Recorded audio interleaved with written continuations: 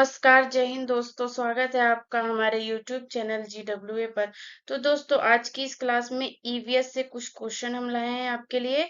तो जो है कि सीटेट की एकदम मस्त से, एकदम बढ़िया से, एनर्जी से हम अच्छे अच्छे क्वेश्चन लाते रहेंगे और आपको अच्छे से सब रिवीजन करना है और अब की बार सीटेट अच्छे नंबरों से पार।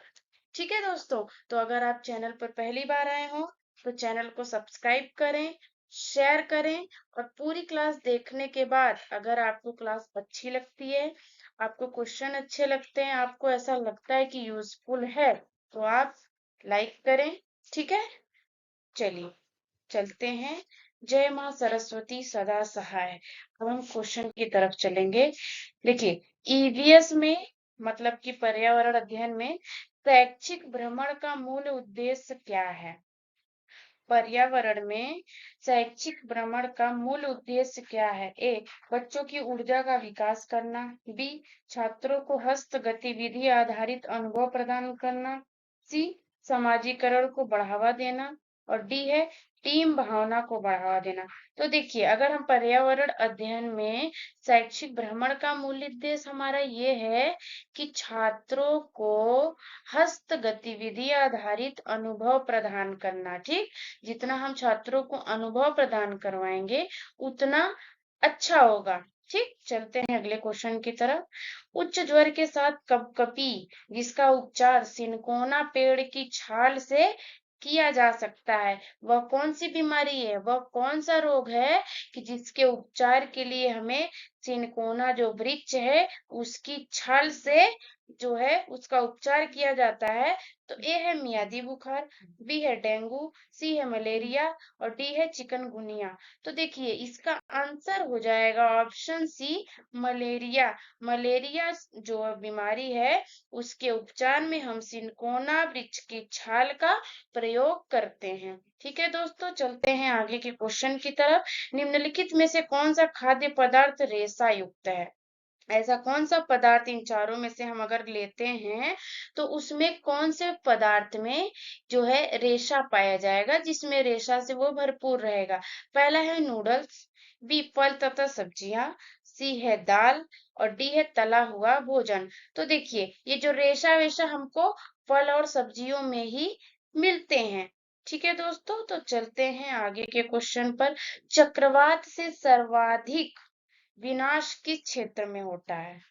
ठीक है, चक्रवात में सर्वाधिक विनाश किस क्षेत्र में होता है? पहला है समुद्री तट पर, बी है गंगा मैदान पर, सी पठारी क्षेत्रों में, डी हिमाचल क्षेत्रों में। तो देखिए, इसका हमारा आंसर हो जाएगा समुद्री तटों में। समुद्र के तटों पर चक्रवात जब आता है तो उस समय सर्वाधिक विनाशकारी ज्यादा वहां पर जो है बहुत सारी दिक्कतें समुद्री तट पर आती है।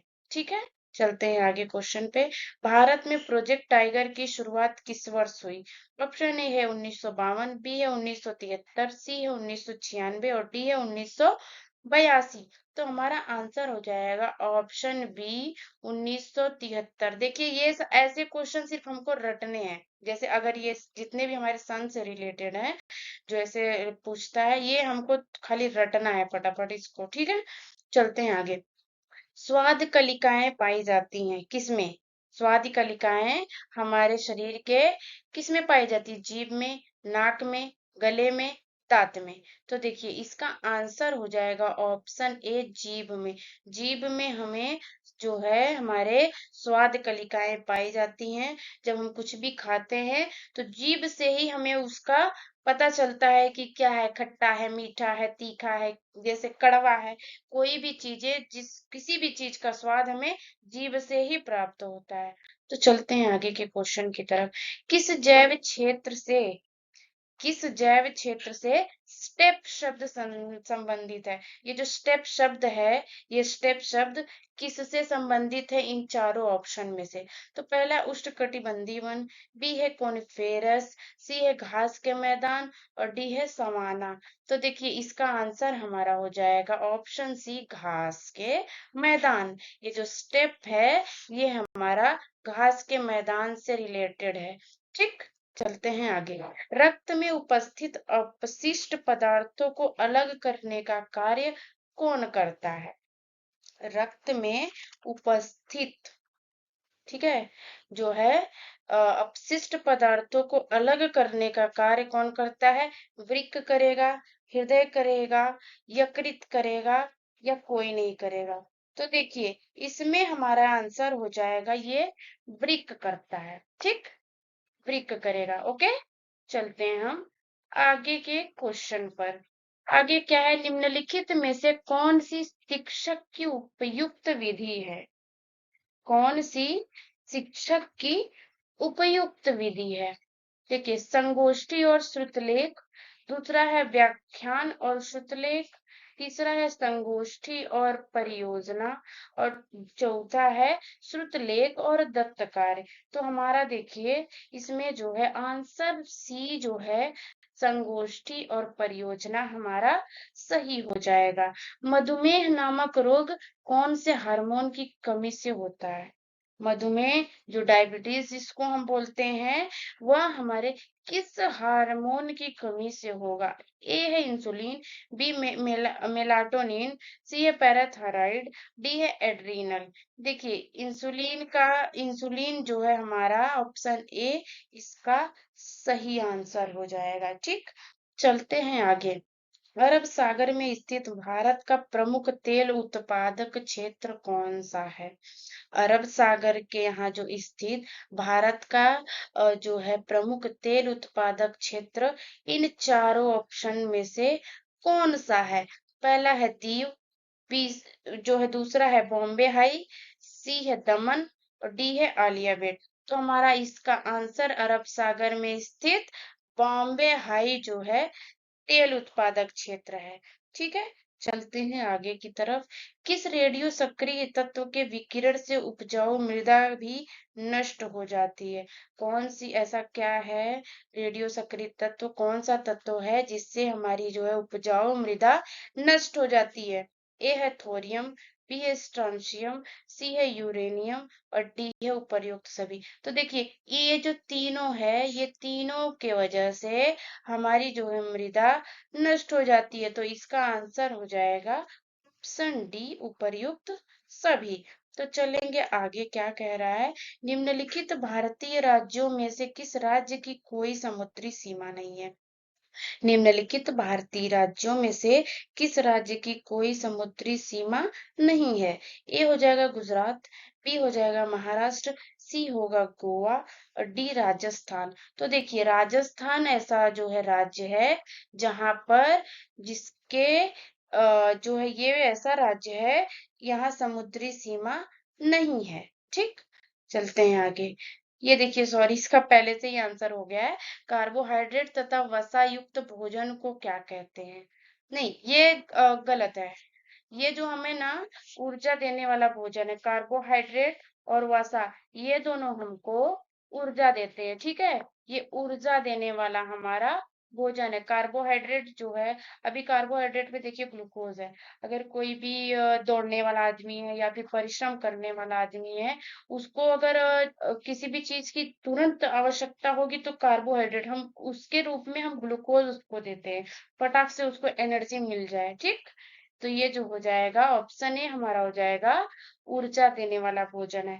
कार्बोहाइड्रेट और वसा युक्त भोजन को हम ऊर्जा देने वाले भोजन के अंतर्गत में रखेंगे, ठीक है। और इसको मत लीजिएगा क्योंकि ये हो जाएगा गलत, ठीक है। ये वाला सही हो जाएगा ऑप्शन ए। चलते हैं। अत्यधिक तापमान के कारण किसे तापीय द्वीप कहा जाता है? अत्यधिक तापमान के कारण किसे तापीय द्वीप कहा जाता है? तो देखिए, पहला है परमाणु संयंत्रों को, बी है महासागरों को, सी महानगरों को, डी है उद्योगों को। तो देखिए, तापीय द्वीप हम महानगरों को कहेंगे। यहाँ पर तापमान के कारण, अत्यधिक तापमान के कारण ही महानगरों को हम तापीय द्वीप कहते हैं, ठीक है। चलते हैं आगे के क्वेश्चन की तरफ। और इसका जो है कि लग चुका है, जो कि ये आप गलत समझेंगे। आगे हम आंसर बता रहे हैं आपको। रेडियो सक्रिय तत्व है, ये देखिए गलत था। रेडियो सक्रिय तत्व हमारा हो जाएगा ऑप्शन ए तांबा, बी कैडमियम, सी यूरेनियम और डी हो जाएगा एल्यूमिनियम। तो इसका आंसर हमारा हो जाएगा यूरेनियम। रेडियो से सक्रिय तत्व यूरेनियम है, ठीक है।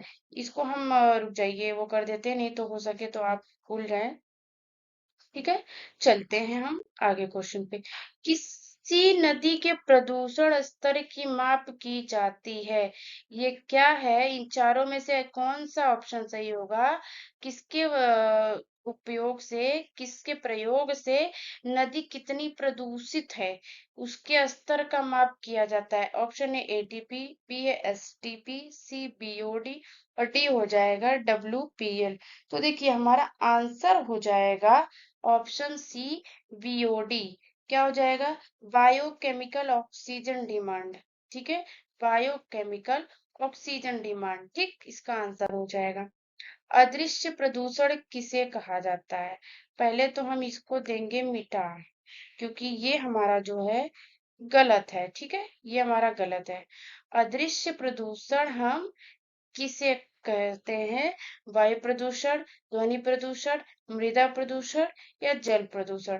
तो अदृश्य मतलब जिसे हम देख नहीं सकते हैं, इसका देखिए ऑप्शन बी ध्वनि प्रदूषण, क्योंकि ये देखने वाला प्रदूषण नहीं है, ये हमारे कानों को प्रदूषित मतलब हानि पहुंचाएगा, इसलिए इसका ऑप्शन बी ध्वनि प्रदूषण सही हो जाएगा। चलेंगे आगे की तरफ। सर्वाधिक ध्वनि प्रदूषण किससे होता है? सर्वाधिक ध्वनि प्रदूषण किससे होता है? पहला हो जाएगा जलपोत से, बी हो जाएगा जेट विमान से, सी हो जाएगा हवाई जहाज से और डी हो जाएगा मोटर गाड़ी से। तो ये जो जेट विमान होता है ना, जेट विमान, इसके वजह से सबसे ज्यादा जो है इन चारों ऑप्शन में सबसे ज्यादा ध्वनि प्रदूषण होगा अगर, तो जेट विमान से हो जाएगा। इसका आंसर हो जाएगा जेट विमान, ठीक। अब चलते हैं हम अगले क्वेश्चन पे, और ये अगला क्वेश्चन हमारा अंतिम क्वेश्चन होगा इस क्लास का। नाभिकीय पदार्थ का हितकारी प्रयोग किस क्षेत्र में किया जा रहा है? नाभिकीय पदार्थ का हितकारी प्रयोग किस क्षेत्र में किया जा रहा है? देखिए इसका प्रयोग हम किस किस क्षेत्र में कर रहे हैं जो हमारे लिए जो है हमारे हित में हो, हमारे अच्छे के लिए हो, ठीक। तो कृषि क्षेत्र में, चिकित्सा क्षेत्र में, ऊर्जा उत्पादन क्षेत्र में। तो इसका हमारा आंसर हो जाएगा ऑप्शन डी उपयुक्त सभी। तो हमारी क्लास को हम यहाँ पे देंगे विराम, और इससे पहले हम आपको फिर से कहना चाहेंगे दोस्तों, प्लीज अगर चैनल पे पहली बार आए हैं, चैनल को प्लीज प्लीज सब्सक्राइब करें और हमें सपोर्ट दें, जिससे हमें मोटिवेशन मिले और हम इस आगे आने वाली क्लास को अच्छे से अच्छा बनाएं। और जितने भी क्वेश्चन आपके लिए हम लाएंगे सीटेट का, जितने भी क्वेश्चन सब सिलेक्टेड और जो पहले आ चुके हैं, आप इनका रिवीजन करके जाइए। 100% ईवीएस से आपका एक क्वेश्चन भी बाहर नहीं जाएगा। लेकिन हाँ, जितनी भी क्लास डाली जा रही है नंबर वाइज हम दे रहे हैं, नंबर वाइज है कि पहला दूसरा तीसरा, आप जब तक एग्जाम नहीं हो रहा है देखते जाए, और आपका एक भी क्वेश्चन जो है इधर उधर नहीं होगा। तो चलिए दोस्तों, अगर क्लास पसंद आई हो तो प्लीज लाइक करेंगे और शेयर कर दीजिए सारे दोस्तों में, ठीक है।